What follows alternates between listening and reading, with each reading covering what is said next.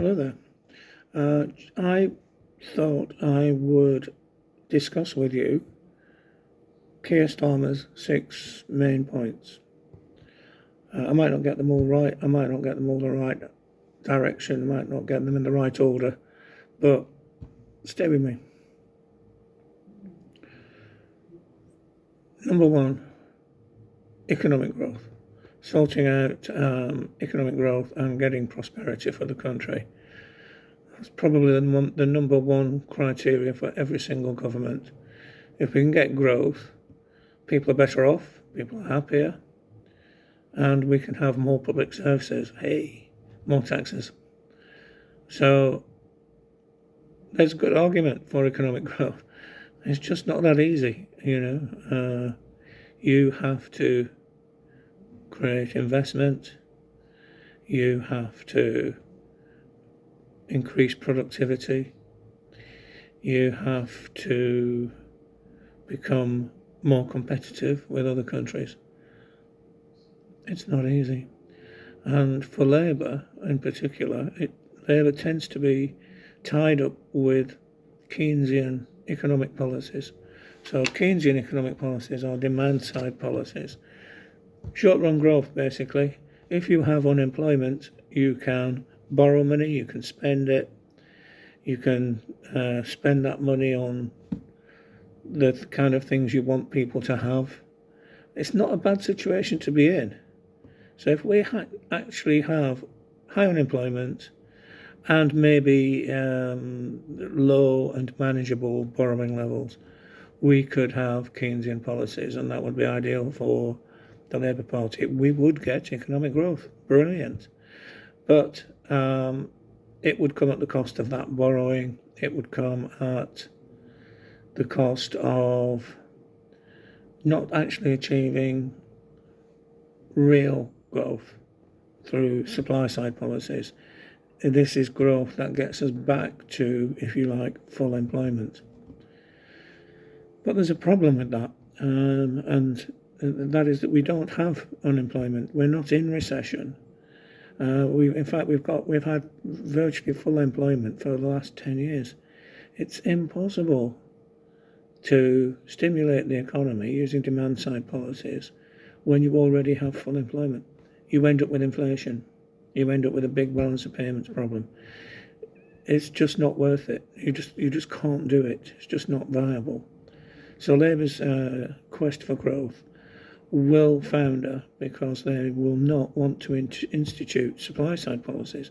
For instance, one of those supply-side policies would be to control trade unions, make the labour market more flexible.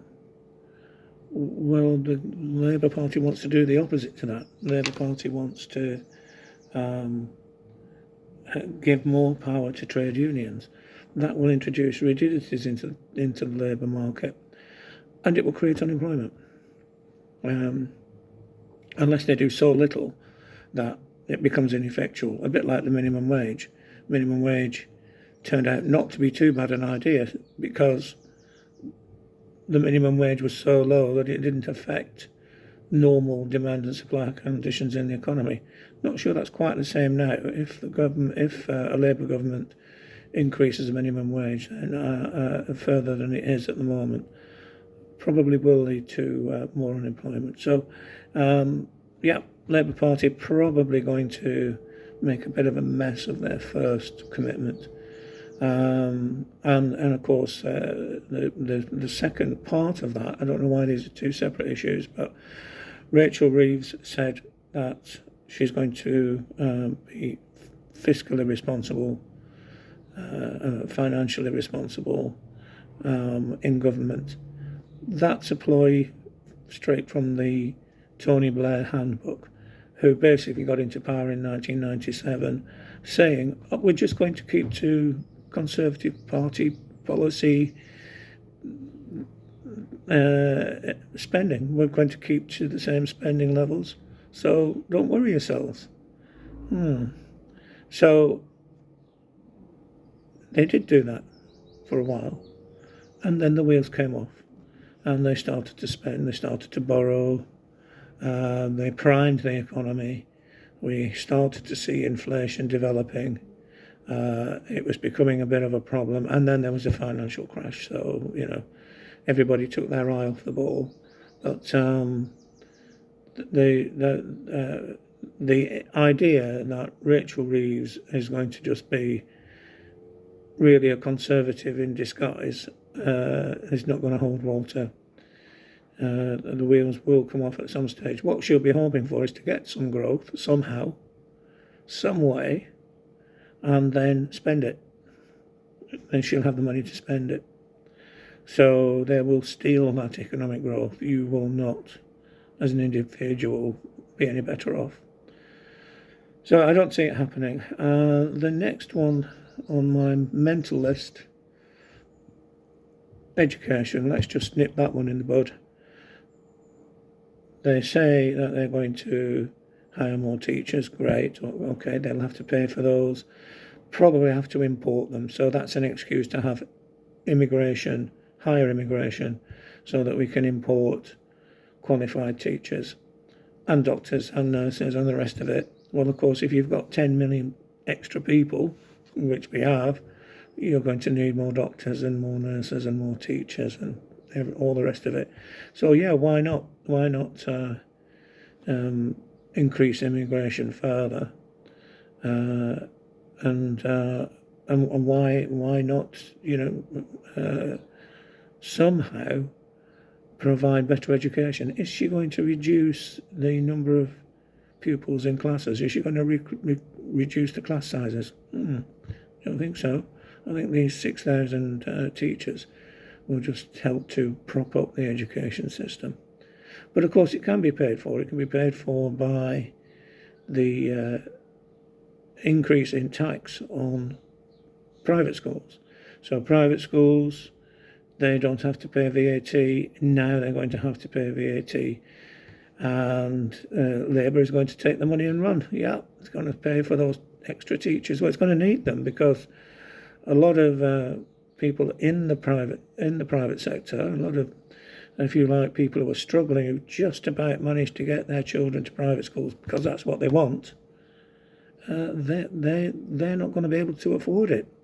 So they will leave the private sector and join the state sector. So yeah, there will be an increase in the numbers of people looking for state school places. Having said that, there'll be a further conundrum in that their first choice will probably be to get a private tutor in to tutor their sons and daughters to get into grammar schools or to get into selective schools and maybe even get scholarships. So there will be an increase in demand for that without a shadow of a doubt. And then, yes, of course, they'll take those places that otherwise would have gone to people who had taken their 11 plus and naturally went to a grammar school of their choice as a result of it. No, they won't get those places now because they won't be available. So there'll be a knock-on effect, and it's going to be tougher to get those grammar school places, and there'll be more people in those state schools. So there will be a distortion.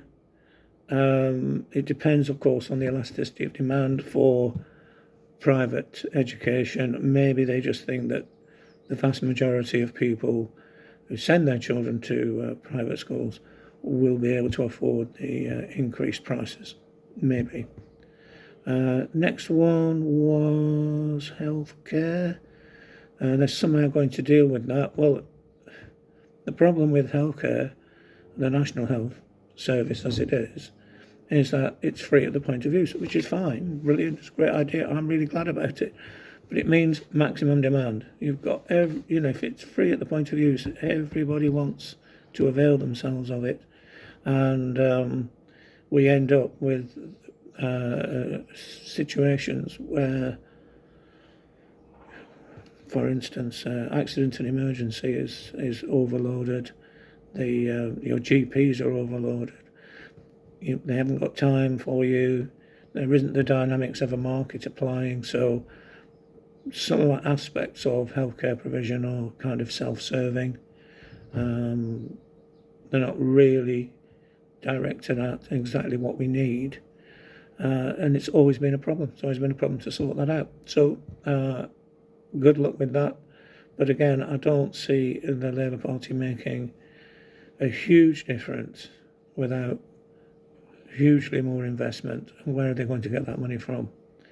There's only so much they'll be able to do. The green energy ministry. Wow. Or an alternative to Shell, BP, British Gas.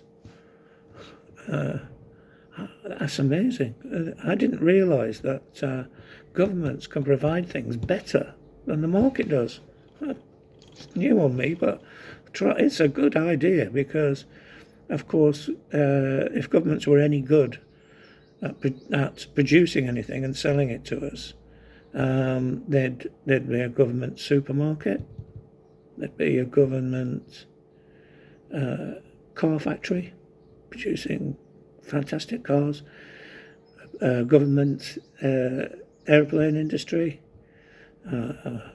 We could have everything provided by the government. Of course we could. British Rail, wow, that should be nationalised. It would be far better, as history proves. It would be far better if it was run by government. I'm afraid not. The government's not very good at providing goods and services that the market is already very good at doing. So it's just going to end in tears. They'll spend billions on this green energy and try and tell us that it's cheaper, that it's more cost effective, that somehow they've got a steal on the markets, and it will end in tears without any shadow of a doubt. I think I've covered most of what Starmer was on about. If not, I'll do it in another video. But yeah, thanks for watching. See you again. Bye.